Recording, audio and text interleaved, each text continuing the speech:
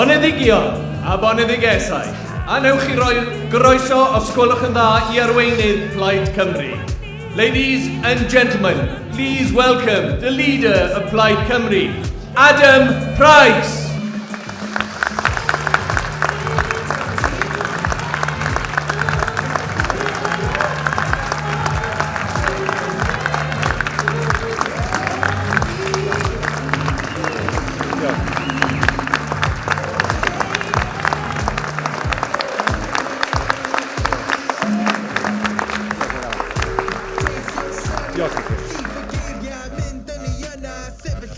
Gyfeillion, mae'n hyfryd eich gweld chi gyd yma heddiw mewn persona thu fewn i'r theatr hyfryd hon.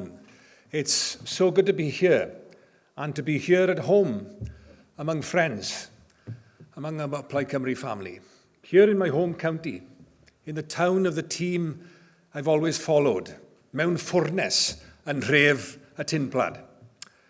This is a special month for me. It's 40 years exactly since I stood for the first time for Plaid Cymru. It was a mock election in Amman Valley Comprehensive School. There was no one in the sixth form ready to stand for Plaid, so as a plucky 13-year-old, I volunteered my services.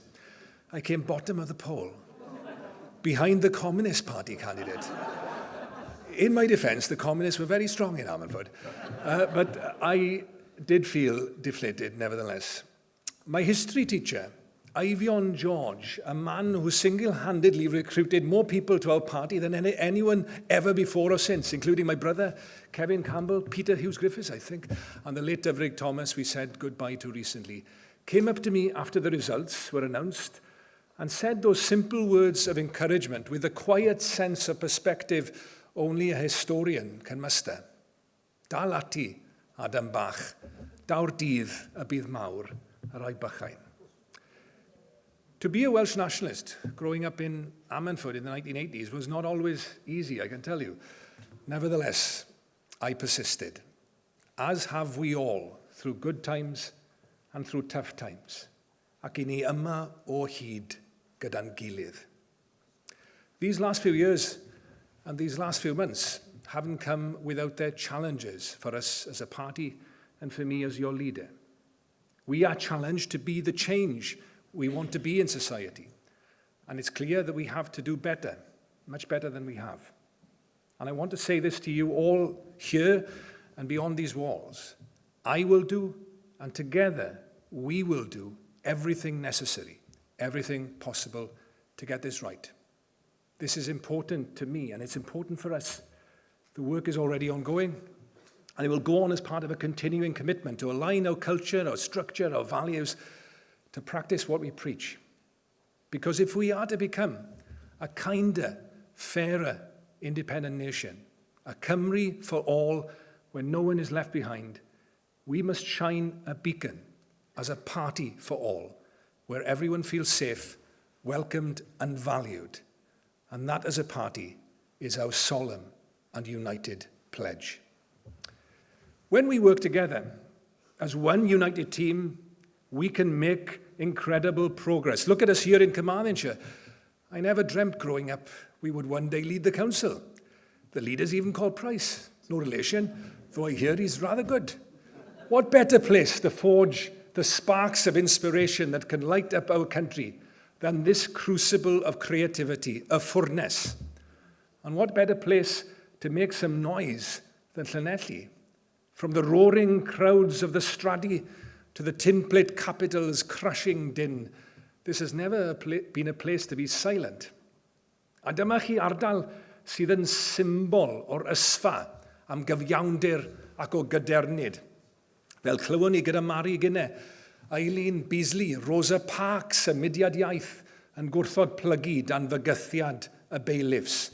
Jack T. Isha, y Tymble, Rw Paul, y traddodiad radical Cymreig, a ddanfonwyd i Tasmania am ei arweiniad. Dyw llyfrau hanes ddim yn cyfnodi ble o Jack T. Isha yn prynu ei daits. A Merthyron wedi di, Merthyron y streic reilffyrdd yma yn Llanelli, y streic cynta yn y diwydiad reilffyrdd, ac ymgais Ciaidd Llywodraeth Toried i'w atal yn adleision drwm y dyddiau dion hyn. These are dark days, a time of multiplying crisis after crisis, bearing down on the poor, the vulnerable and the sick.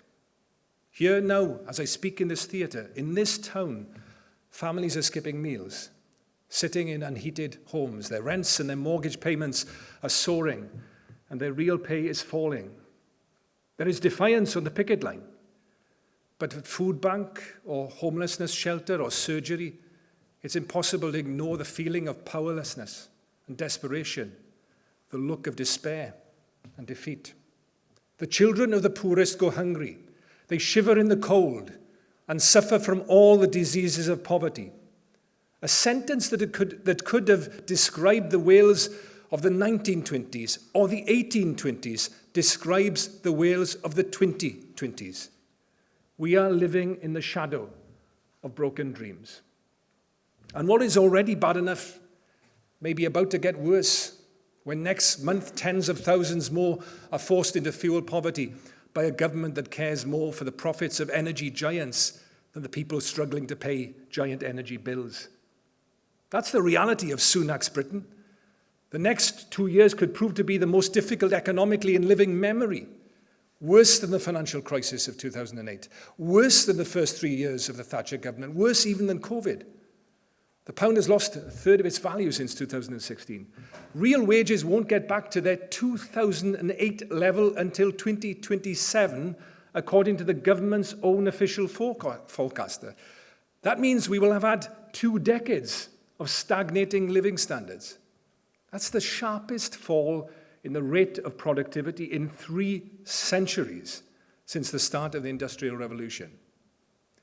They're being called Britain's lost decades for good reason. People have lost their jobs. They've lost their homes. They've lost loved ones. No wonder so many have even lost all hope. Had wages continued to grow at their pre-crisis level during this unprecedented 19-year pay downturn, they would be a full 40% higher now for the average worker in Wales.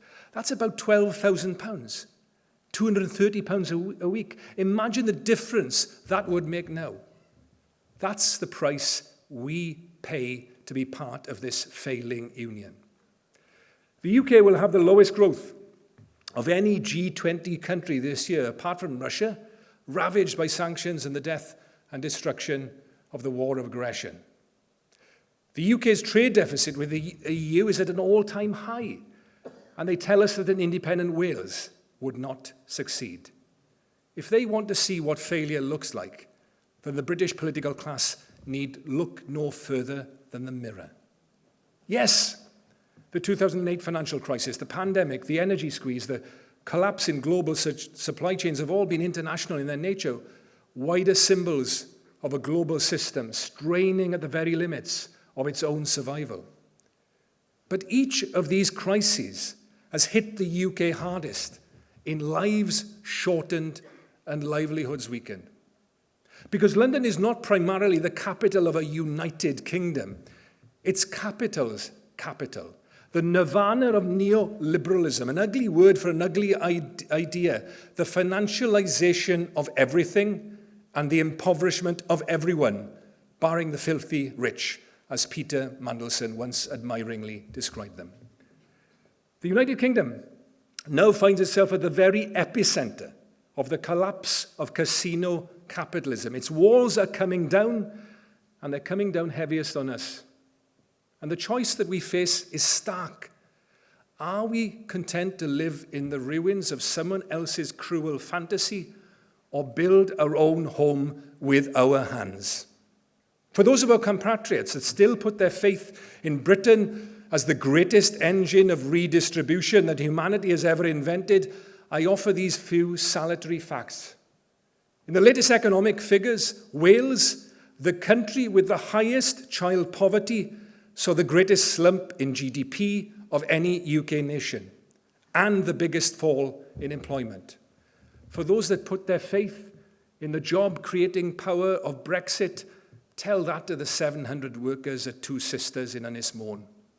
Brexit Britain was designed to be finance capitals, fantasy island, small state, low tax, high inequality, turbocharged by a clutch of white-collared cities surrounded by deindustrialized towns and a depopulated countryside. How is that working for us? In the post-COVID era, an increasingly insecure world is clamoring for people and countries that can make things, not money. All kinds of things. Medicines, computers, electronics, chemicals, electrical equipment, primary metals. That should be a golden opportunity for us in Wales, and a town like this where steel still pumps through its veins.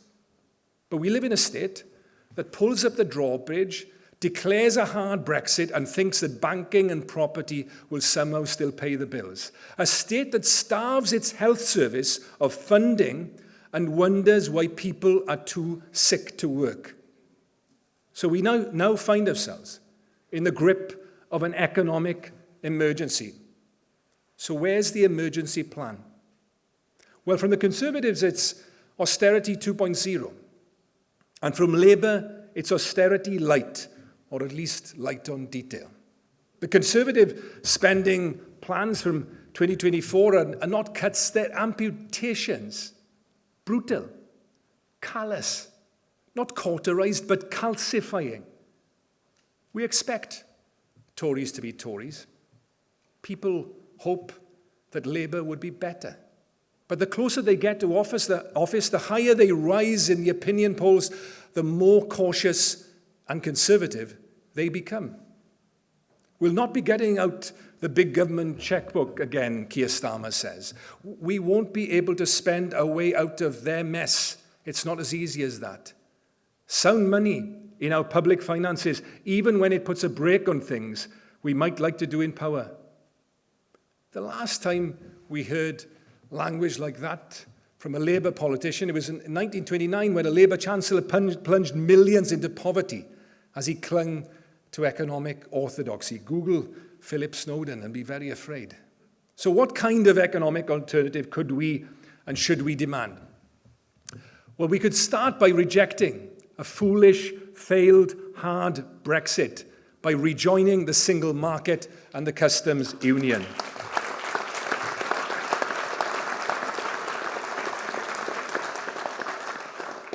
Keir Starmer knows that to be the best option, but just like Boris Johnson or Rishi Sunak, he says not what he believes to be true, but what he believes to be popular. If change is to come, then that must change. Secondly, we should insist the Bank of England sets interest rates in a way that stimulates, not kills, economic recovery, and rewrite its remit so that it serves every part of all four nations, not just the capital of one. If change is to come, then that must change. And the third big change is the biggest of all. We must move from an economy that simply reproduces inequality to one that removes it. Because an economy that is not redistributive will never be regenerative. Listening to Labour with its number one target of being the fastest growth in the G7, you think economic policy was like Formula One and the elections, the Monaco Grand Prix. You change the driver, put Keir Starmer in a helmet and a jumpsuit, and hey presto, the champagne corks are popping. It's 1997 again, and things can only get better. But they didn't, did they? Because unless you change the formula, unless you change the engine, then the end results will be the same for people in places like ours. Labour says it will pass a Take Back Control Act, but it's literally for England only. In Wales, we will have to content ourselves with the devolution of youth justice. But the only way to achieve justice, socially and economically for the youth of our nation, will be through our nation's independence.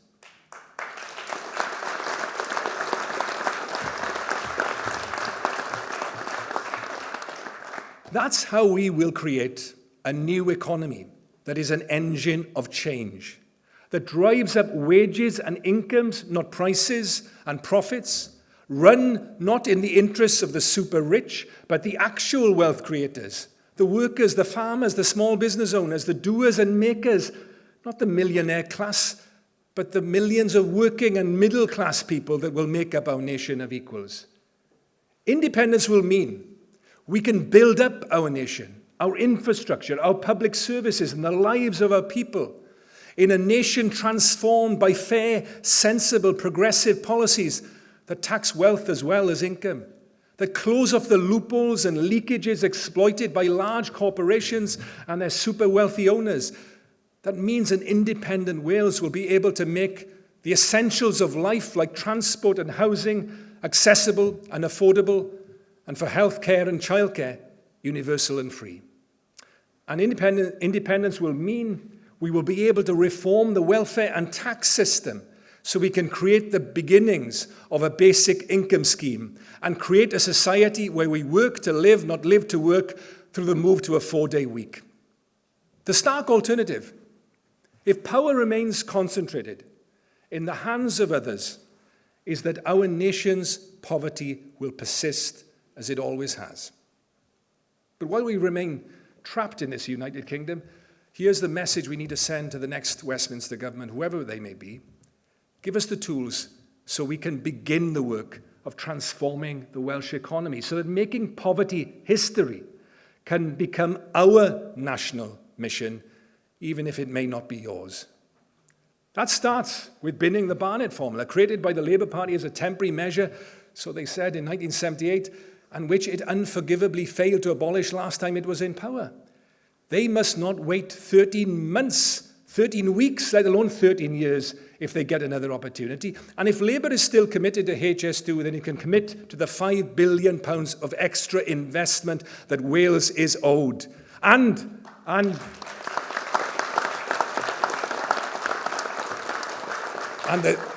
there's more.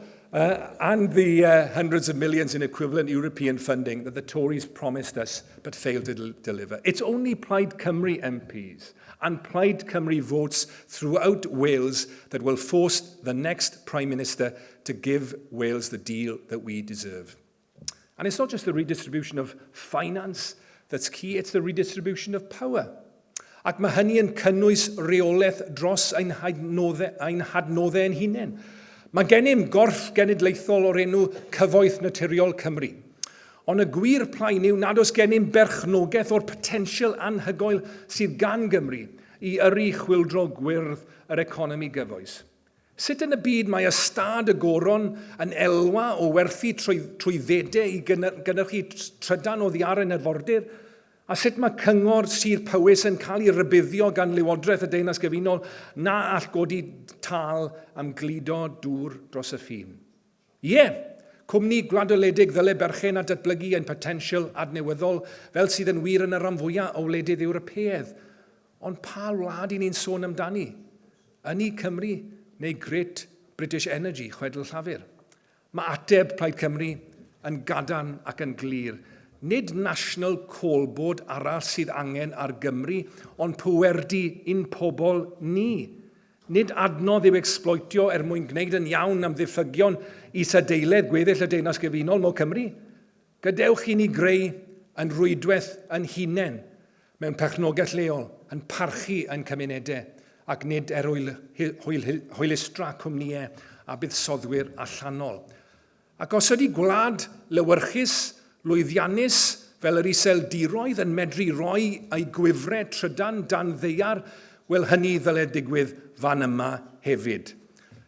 Mae yna rhywbeth Cymru fiaidd am weledigaeth rai yn y blaid lafur o ddyfodol y Gymru wledig, a'r dystopia gyda llawer wy'n cyfeirio ati, Dyw troi'r byd yn wyrdd ddim gyfystyr a'i gwyrdd golchi ar gyfer corfforaethau sydd am droi'n ffermydd yn fforestydd a'n dyffrynoedd yn draffyrdd trydan gyda briwsion i bobl lleol a'r elw bras yn cael ei allforio.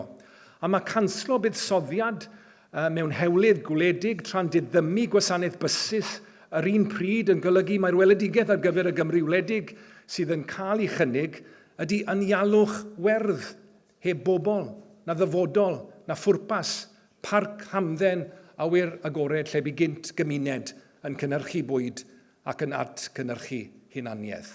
Mae pobl yn rhan annatod o ecoleg a iaith a diwylliant hefyd. I gyrraedd net zero, mae rhaid i ni fynd a'n cymunedau gyda ni. Rhaid mynnu trawsnewidiad teg ac mae hynny yn golygu empathi, gwylirdra a chydymdeimlad sydd yn adnoddau digon prin gyda rai o weinidogion Cymru. In a forward to a document on the Welsh Government's new transport policy, the Deputy Transport Minister Lee Waters says this: I am not prepared to spend money in future on old-style road schemes that increase the capacity of the road network. Now, there's something a little Napoleonic about that statement. There's no way to net zero other than through a just transition. Otherwise, you will just get opposition, and then we really are stuck. So we need a little less I and a lot more we from Welsh Government. And the we has to be Wales. Labour's dropped the language of the Green New Deal as a bit too socialist sounding. But their Mark II Green Prosperity Plan sounds so top-down, it could have been written by the head of the Central Electricity Generating Board circa 1952. Let's be in no doubt. Investment-led green growth, the Welsh Green Revolution, has the capacity to transform the Welsh economy. By 2030, according to the National Grid, Wales, already an electricity exporter to the rest of the UK, may increase that more than 15-fold, primarily through offshore wind in the Celtic Sea and what is soon to be renamed, let me get it right, Mike, the St. David's Channel. Up to 35 terawatts of power from Wales to England. And that's even before we harness tidal lagoons and the growing power of the Welsh hydrogen cluster. But the question is this: is that power to be extracted from us for someone else's benefit or developed by us for our own? Cofiwch Tryweryn, cofiwch Aberfan, a chofiwch Llangendain fel buddigoliaeth hefyd. We are done with being exploited for someone else's gain. We paid the price of carbon in Wales with our lungs and with our lives. We want to be carbon-free. We want to grasp the generational opportunity of the green industrial revolution. We can revive, re-energize and re-industrialize, providing thousands of decent jobs and cheap electricity. And as private sector investment has stalled, the state will have to lead, which means borrowing to invest. But give us in Wales the power to lead that investment drive and pay for it through our own borrowing. £15 billion over 10 years could give us our own Welsh national grid, connecting homes and business with clean, reliable, affordable power so we don't simply act as someone else's battery pack.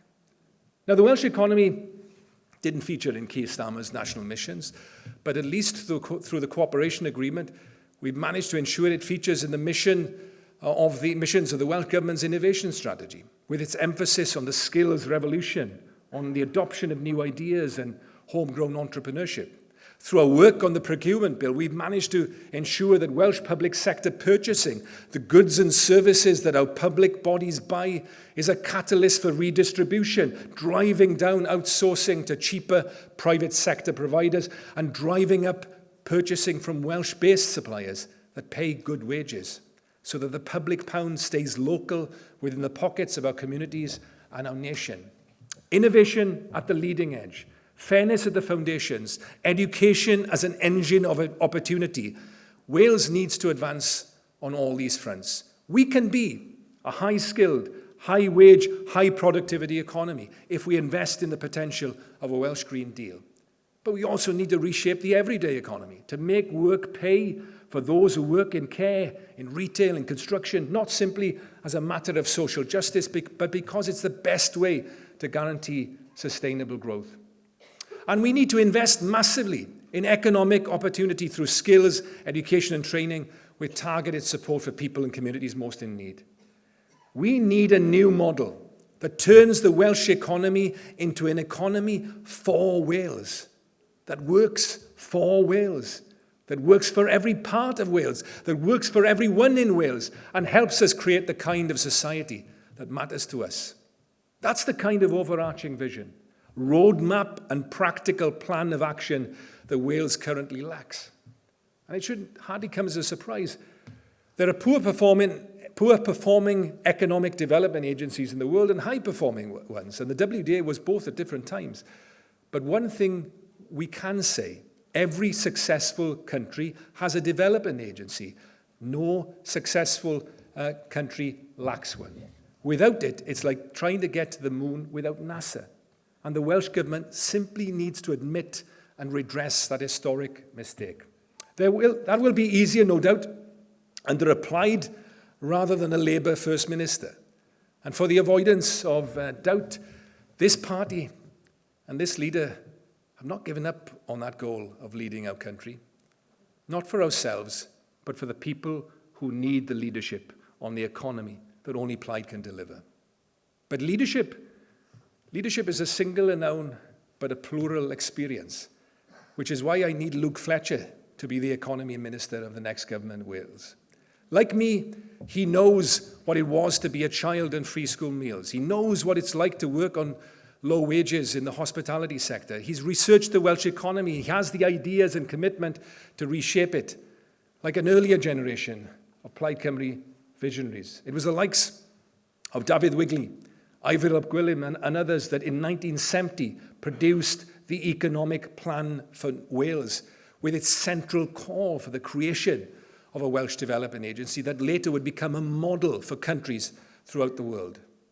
Now is the time for a new vision, and I'm pleased to say that Luke Fletcher will soon be announcing a programme to create for Wales, Dros Gymru, a new economic plan for our nation's future, a new economy that is digital, green, locally driven, and socially just. But even as we develop our economic vision for the future, we have to address the immediate emergency too.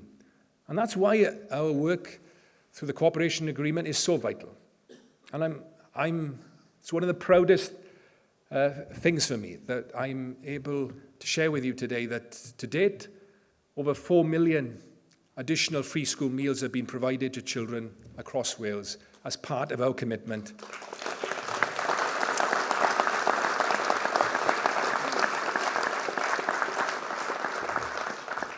Just think about that. Just think about that. And its impact for a second. 4 million free, hot, nutritious meals to children in primary schools across Wales at a time when more of our children are at risk of going hungry. If anyone, stop the autocue, this is from the heart. If anyone asks you why you do what you do, think of those 4 million meals and counting, right? That is why we do what we do. That's why we get up every morning. That's why we're members of this party, because we are changing the future of our country. We're doing it one meal at a time, one child at a time, and that's just a down payment on the vision that we represent and the values that we represent. Be proud of what we've achieved, because we've done that together. You can start the autocue again now.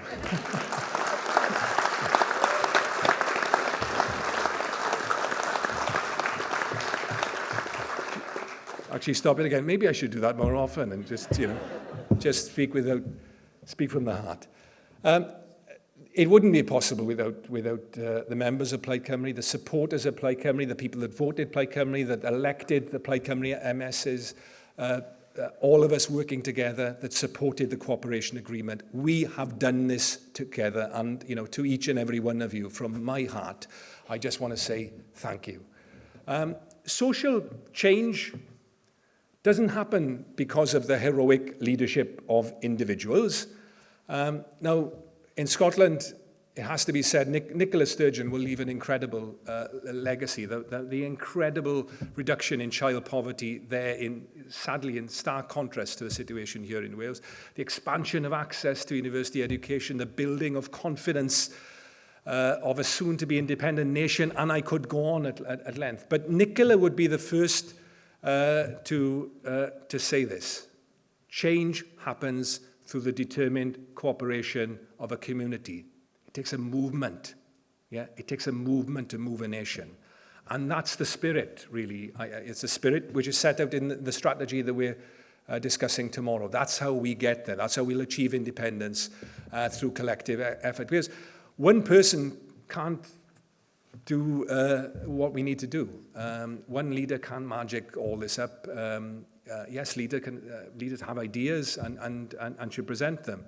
But it's the team effort. It's the negotiation, the planning, the delivery, the persuasion, and everything that's involved in that. The empathy, the commitment, the dogged determination, the problem solving, on behalf of the people of Wales.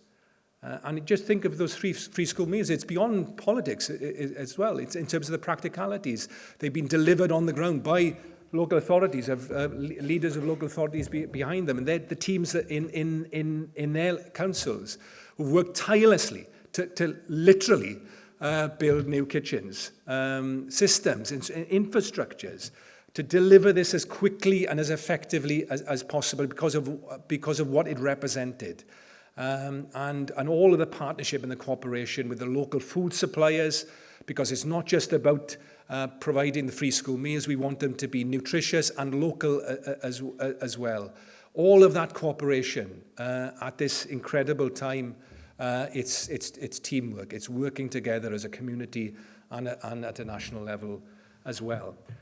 That's how we do it. That's how we achieve that, and we should be proud of this. We should be proud of this because that's the Plaid Cymru way. I think it's the Welsh way. We solve our shared problems by collective endeavour. Short walk from here is the Llanelli shopping centre, and inside on the wall of what is now the Principality, I think, is a blue plaque which commemorates the opening of the first purpose-built supermarket in Wales. And you know what? It was a co-op. No accident there. That's how change happens in Wales. We cooperate. We're super cooperators. We're actually quite good at it. We work together. We find common ground. We pool our efforts, our energies. We inspire each other. And collectively, we build a better future for all. And that's what I saw today. With Terry Davis and with Anne Bremenda, and David, well, we all know her as Anne Bremenda, so there we are.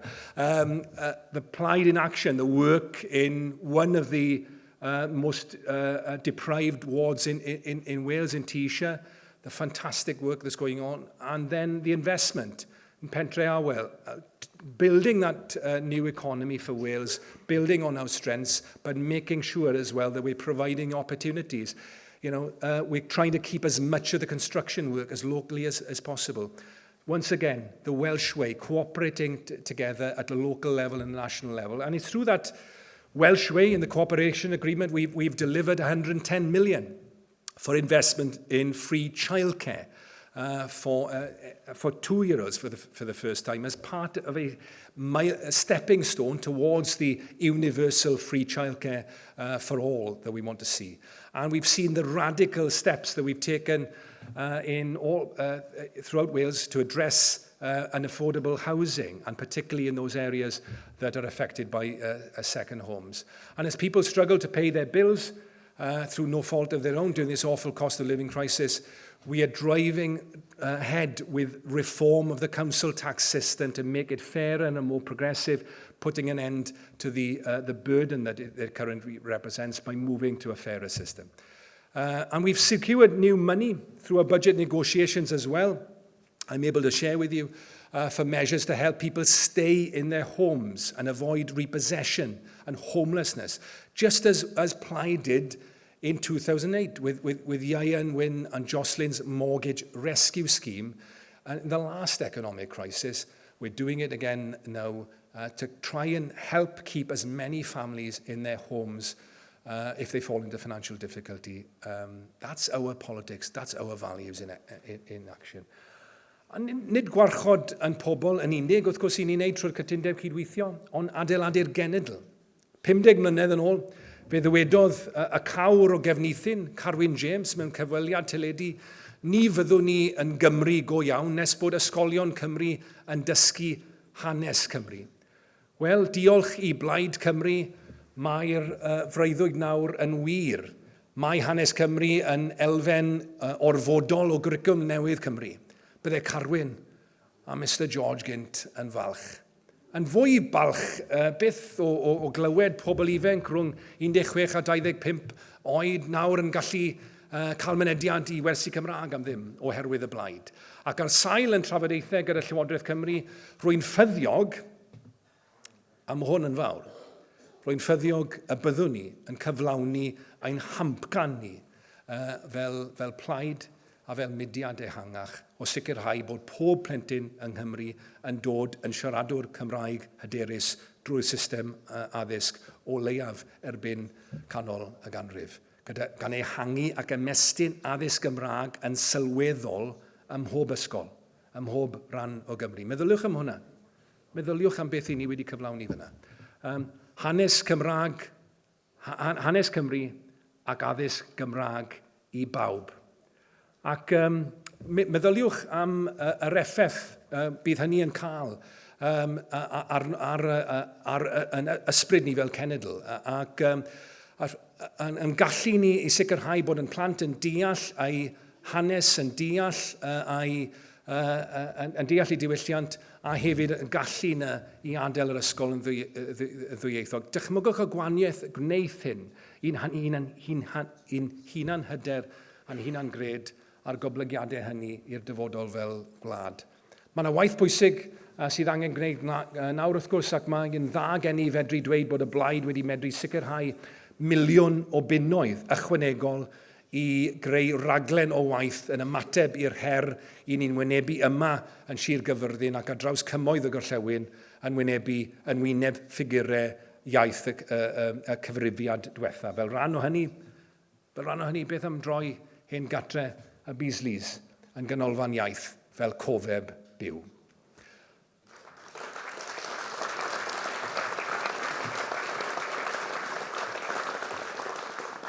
A cooperation agreement covers many important areas where we can make a difference, but we're not currently a party in government. And where we disagree, we continue to probe, to push, and seek to persuade. And one of those areas are the public sector pay disputes, and what that says about the state of our public services more generally.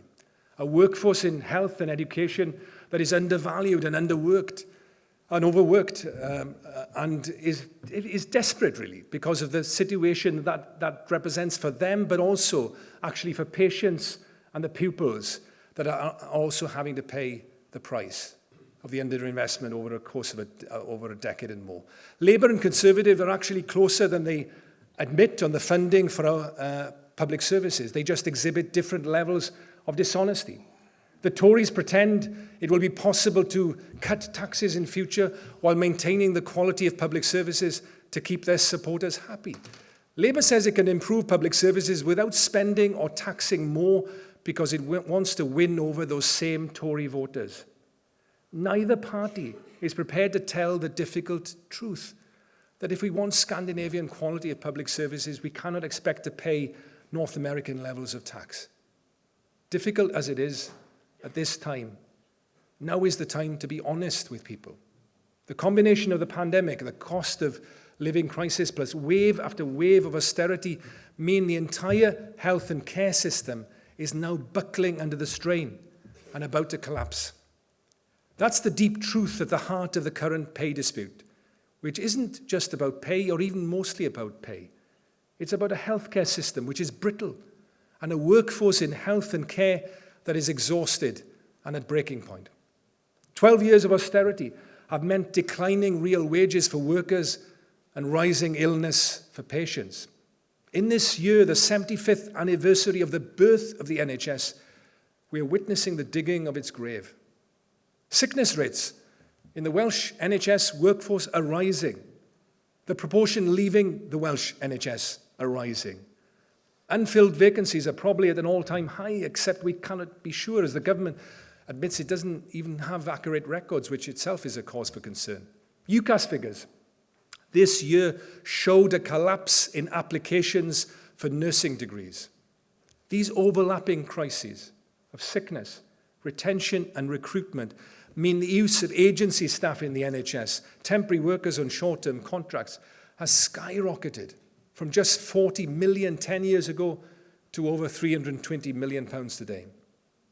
The irony is this, that if the government was to channel this money into the well-being of its workforce instead of the profit margins of private agencies, then they wouldn't need to pay the agencies in the first place. And it's not just the workforce that is suffering the effects of neglect.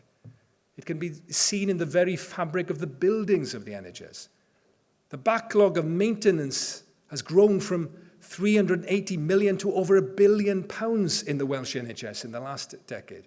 In Swansea Bay University Health Board, 53% of the buildings do not comply with health and safety legislation, and only 51% are judged operationally safe. No wonder the NHS is struggling to recruit. But the starkest effects of all, perhaps, are on the patients. It's depressing to record that Wales, the land of Bevan, had the third highest level of excess deaths across Europe this winter. The Tories have declared war on the NHS workforce through their politics of austerity. But Labour has not done enough to defend it, let alone begun to transform it. Money alone will not solve all our problems, but without new money, there is no way out of this crisis. And the people that will end up paying the highest price with their life chances and with their lives will be those in the lowest incomes. Just as our economy needs to be redesigned so it acts as an engine of creation and redistribution of wealth, our health and care systems need to be redesigned to create and redistribute well-being. But that can only happen through investment, which means that progressive political parties need to make the progressive case for taxation to pay for it. The primary responsibility, given where power lies at the moment, is of course Westminster. But we dare not rely on them to do what is necessary, which is why we say to the Welsh Government, in the emergency we are facing, we have to use the powers we have, blunt and imperfect though they may be. Unless we can pay the health and care workforce and the education workforce too wages they can live on, then the crisis will get worse. And not to do so, when you have the power to do so, is a political choice that we cannot support. We will not support it in Westminster, and we will not support it in the Senate either. At the very least, raise the tax rates of those in the highest bands to the same level of Scotland, so we can do something rather than nothing in the crisis that we're in. What we're seeing across this island are the stories of a failing state. Nurses and teachers at food banks, kids dying from breathing mold in their bedrooms, people dying in their thousands on hospital trolleys. Wales needs to be better than this. Only independence will inoculate us from Westminster's iniquities. But devolution, if it is to deliver on its promise, has to insulate us as best we can. We need an alternative to Tory austerity, not to meekly accept it as our fate. As striking teachers told me yesterday outside the Senedd, no one wants to strike. You strike when you feel there is no other option left. You strike when you feel no one is listening to you. You strike not for yourself, but your family, your community, and the people that depend on you to protect the integrity of the service you are providing. The nurses' strike is not about pay. It's about the future of the NHS. The teachers' strike is not about pay. It's about the future of education. Plaid Cymru has been without teachers and teaching assistants every step of the way, even if Labour have not. And the nurses and the NHS workforce too. Indeed, when we are on the pickets, it's not a case of where's Wally, but where's the Welsh Labour Senedd member? and more often than not, they've been nowhere to be found, taking cover and absolving themselves of the responsibilities they have as a Welsh government to provide a decent pay rise to our workers. Where hiding in fridges used to be a Tory thing, it now seems to be Labour's thing too.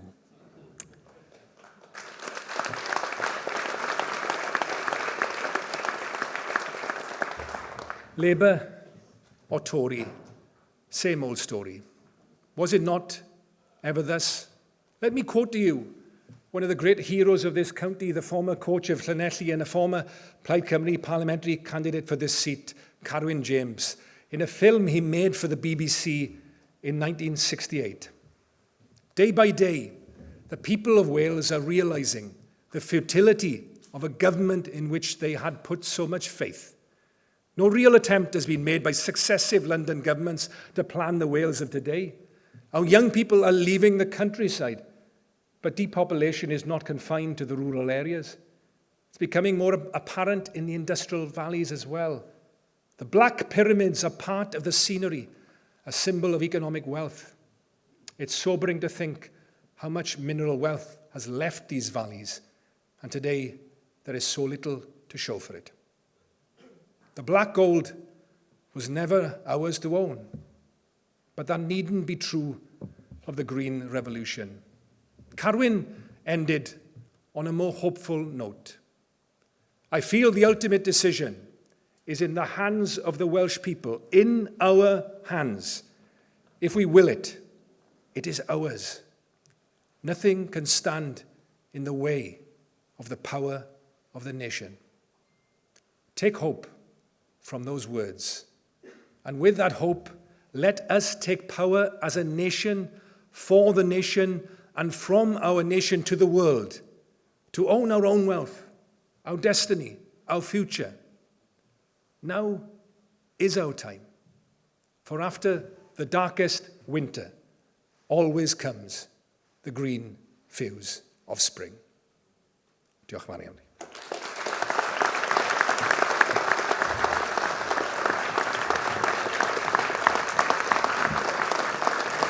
Thank you.